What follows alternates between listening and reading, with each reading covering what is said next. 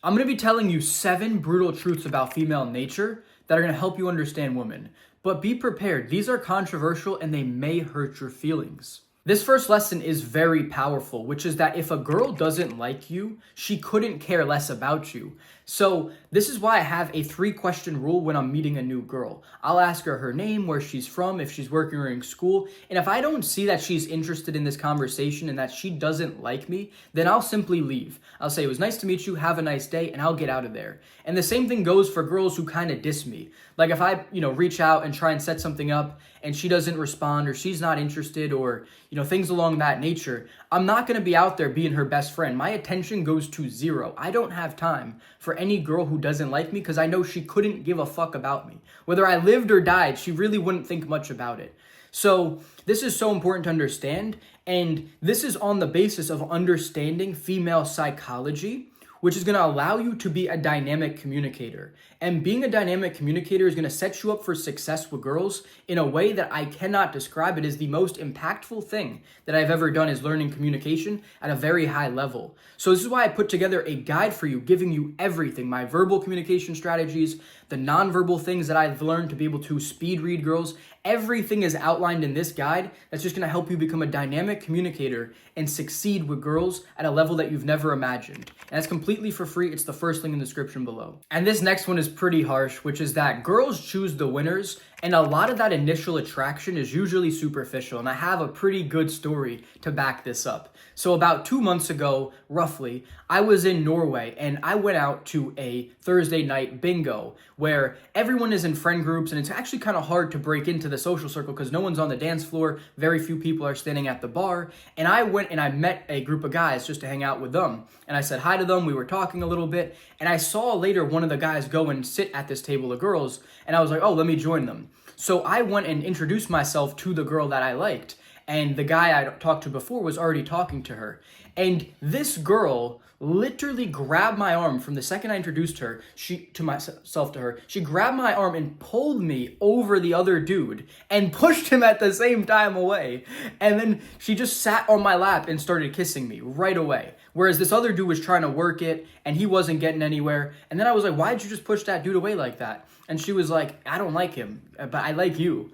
And this is how girls will choose the winners. That's going back to the first story too, is that if that girl, like perfect example, this girl, she didn't like that dude, so she couldn't care less about him. She couldn't care about his feelings, anything. She didn't give a fuck. She just wanted to pick the winner, which was me. I was dressed real nice, clean shaved, nice haircut, looking well, looking real good.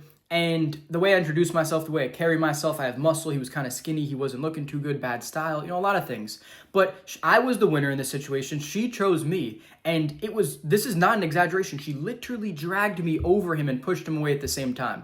So there is a lot of things that are superficial in attracting a girl initially, and girls do pick the winner, so you need to be prioritizing yourself in terms of your looks, your physique, your style, and everything as a whole that kind of makes you very presentable as a man is going to give you the most opportunities to get your foot in the door. And this next one is that girls' love is conditional. See, I had a flawed mindset, which I think a lot of guys do as well, which is that I thought my girl was going to be my best friend. Just like how I had friends growing up, because when I had this experience with dating, I was 19 when I had that girlfriend. So before this, I was just in New York. I had my friends, and when you make friends, you just become friends. And if your friend, say, gets fat, you maybe just clown him a little bit and be like, bro, you're getting fucking fat, you gotta hit the gym.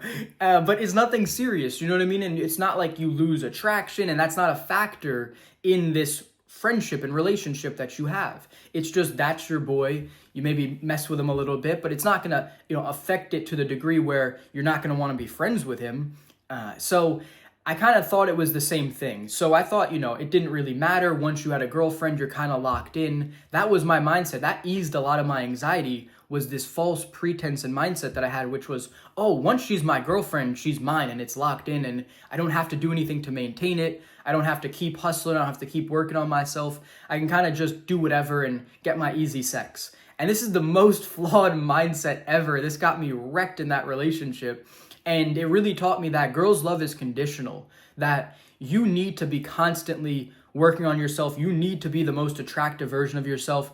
You can't really be slacking if you want to keep that girl. And I mean, like, this is especially going to be more true as you get with the hotter and hotter girls and it gets more competitive in the dating scene.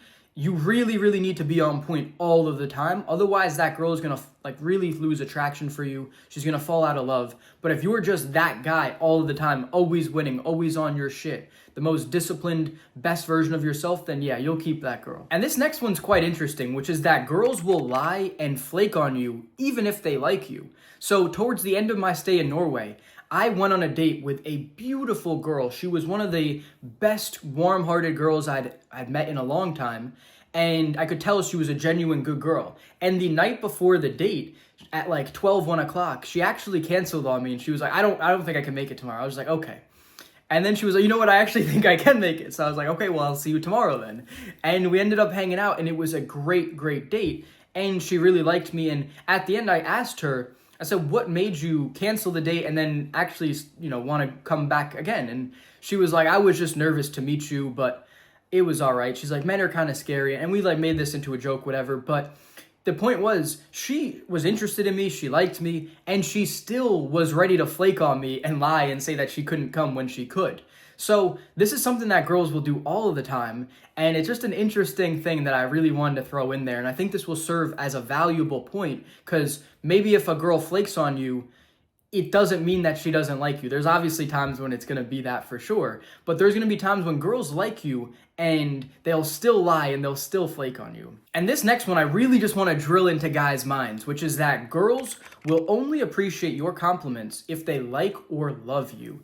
See, when I had my relationship at 19, my ex and I were always giving each other compliments. And with girls who I'm seeing and I like, and they really like me back, and sometimes they're even catching feelings for me, I will compliment them and they really appreciate it. But when I meet a new girl, like at the club or something or anywhere, going and complimenting her doesn't carry any value. That compliment is almost gonna be a net negative because it does so many things that actually doesn't help you out in any way, shape, or form.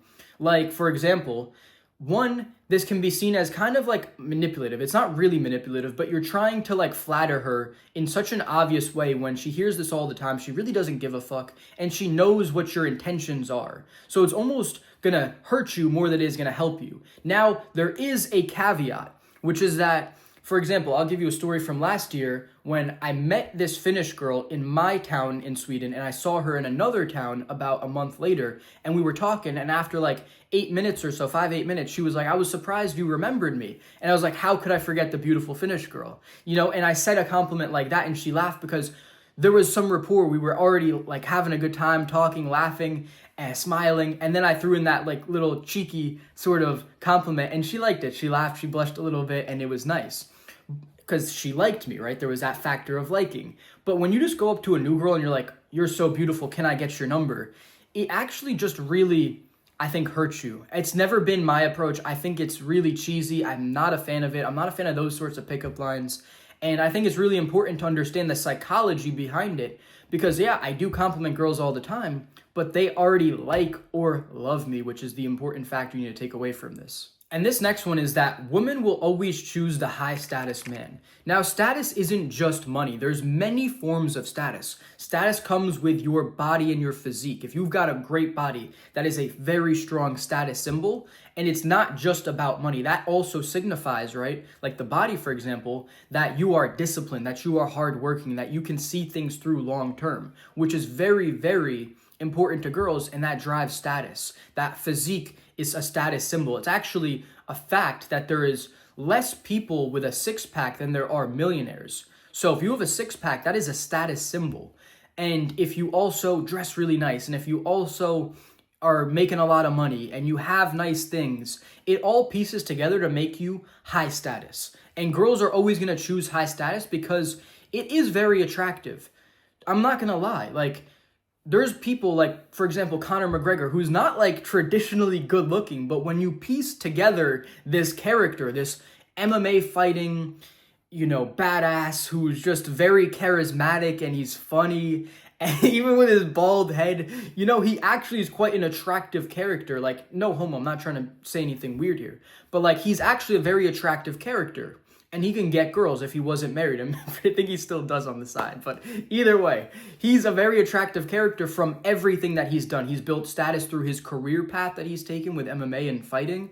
He's built status through his physique. He's got a very nice body. He's got a lot of cool, clothing, luxury items, and it all pieces him together to be this very attractive man that girls are 100% going to choose over just some average dude who's maybe skinny, fat, and has nothing going in his life. Like, it's so obvious why they would choose him, and he doesn't even have to be the traditionally, male model looking guy. And this last lesson is really important, which is that girls don't want a man with no experience, even if they say they want a guy with a low body count.